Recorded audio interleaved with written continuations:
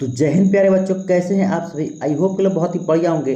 तो बच्चों, हम लोग पिछले वीडियो में हमने पार्ट नंबर 1 देखा था, प्रकाश के परिवर्तन। ठीक है, उस वीडियो में हमने आधा चैप्टर जो है कंप्लीट कर दिया था, और इस वीडियो में हम जो है आधा चैप्टर को कंप्लीट करेंगे। ठीक ना, यानी कि जो भी क्वेश्चन बचे हुए हैं उन क्वेश्चन को हम इस वीडियो के थ्रू जो कंप्लीट कराने वाले। ठीक है, चलिए, जहाँ से हमने कंप्लीट कराया था वहाँ से भी हमने वहाँ से वहीं से जो कंप्लीट करा रहे हैं। ठीक ना, और मैं बता दूँ, आपका एग्जाम ज़्यादा सारा दिन नहीं बचा हुआ, जिसको लेकर के मैं यहाँ पे कुछ टॉपिक को मैं स्किप भी कर रहा हूँ। ठीक ना, अगर आपको फुल टॉपिक चाहिए, फुल टॉपिक का नोट चाहिए, तो आपको टेलीग्राम पे मिल जाएगा।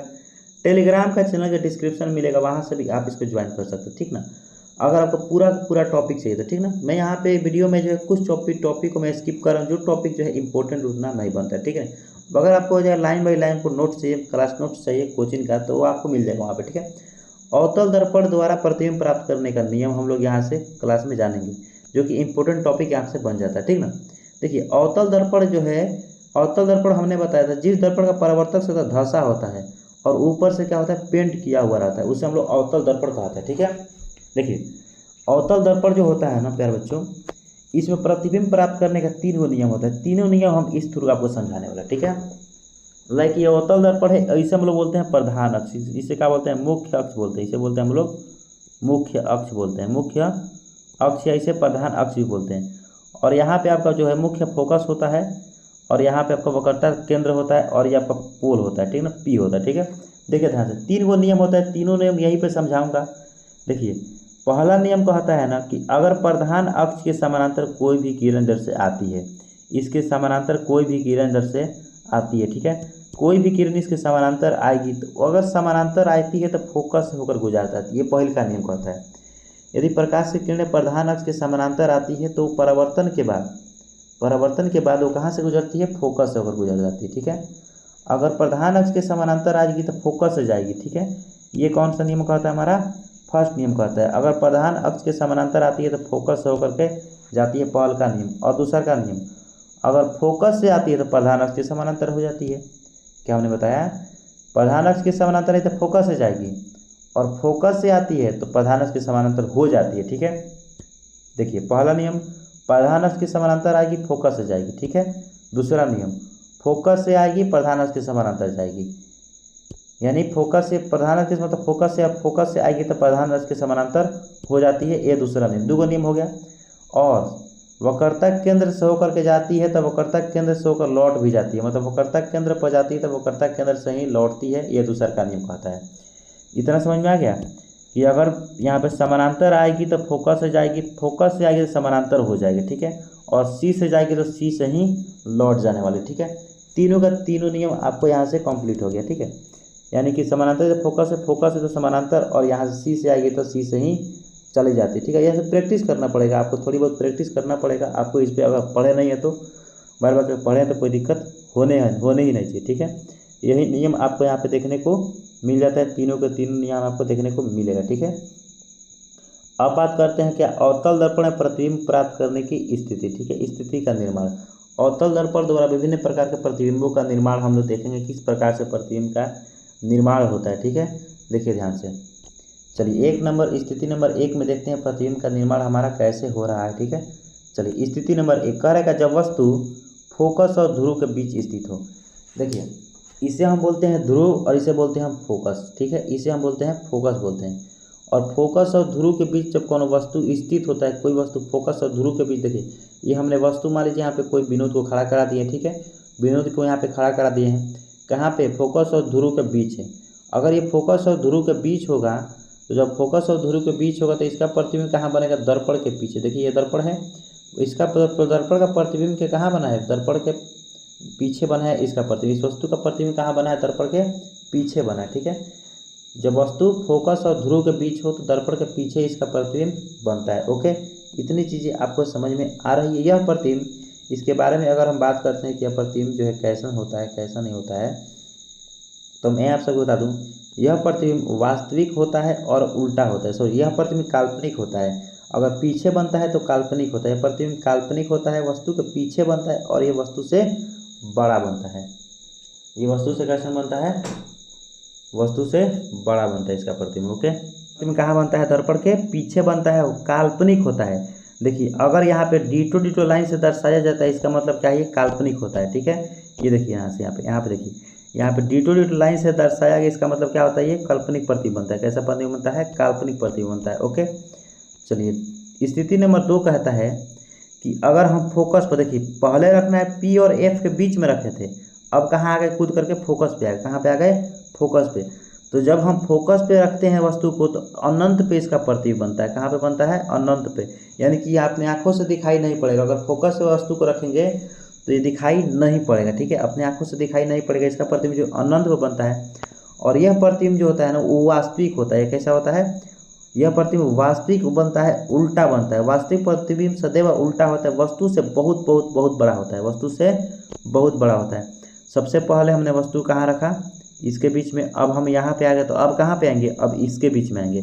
सबसे पहले P और F के बीच में रखे थे, अब F पर रख दिए हैं। अब कहाँ आएंगे, F और C के बीच में। उसके बाद कहाँ रखेंगे, C पर रखेंगे। उसके बाद C और अनंत के बीच में, उसके बाद अनंत पे। देख रहे हैं, इस तरह से हम लोग धीरे धीरे बढ़ने वाला है। ठीक है, चलिए अब हम वस्तु को कहाँ रखेंगे, C और F के बीच में रखेंगे, C और F के बीच में रखेंगे।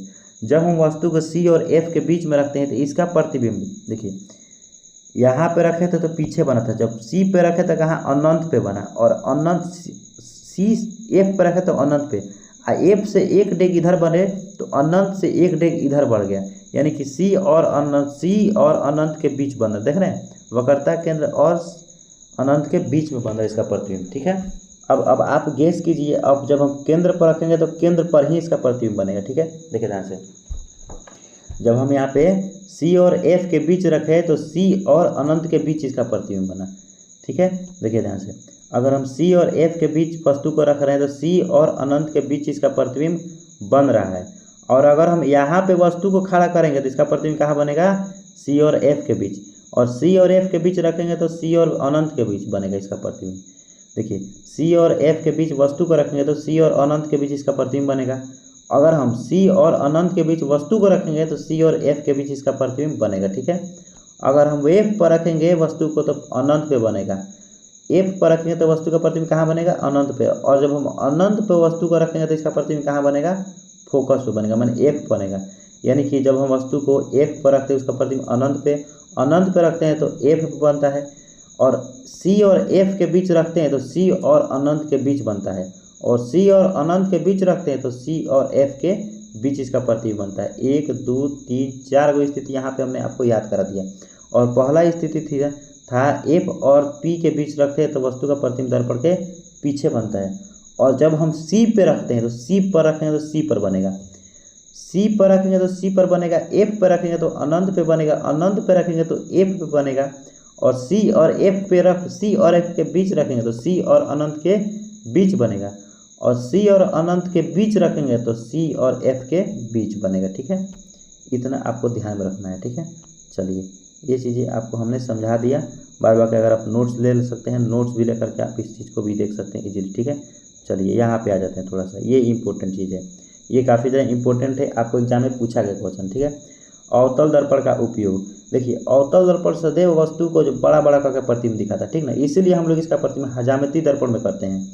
जब हम लोग हजामत बनाने जाते हैं ना, दाढ़ी बढ़वाने, तो वहाँ पे देखिएगा अवतल दर्पण लगा होता है, तभी जा करके हमारा मुंह क्या दिखाता है, बड़ा बड़ा दिखाता है। हमारे बाल भी, अगर गाल में थोड़ा सा बाल छूट जाता है ना तो वो भी आपको देखने को मिल जाता है, इसीलिए उसमें अवतल दर्पण का उपयोग किया। देखिए ऐसे दिखता है यहाँ पे, ऐसे उस पर दीवार में ऐसे सेट किया जाता है, ठीक ना, ऐसे, ताकि अगर आप नीचे से देखिएगा तो आपको ये बड़ा बड़ा प्रतिबिंब दिखाएगा। ठीक है, और रोगियों के कान, नाक, गला इत्यादि के जाँच में, रोगियों के कान, नाक, गला इत्यादि के जाँच में अवतल दर्पण का उपयोग होता है। अवतल दर्पण का उपयोग सोलर कुकर में भी किया जाता है। सर्च लाइट का परावर्तक सतह के रूप में भी अवतल दर्पण का उपयोग किया जाता है।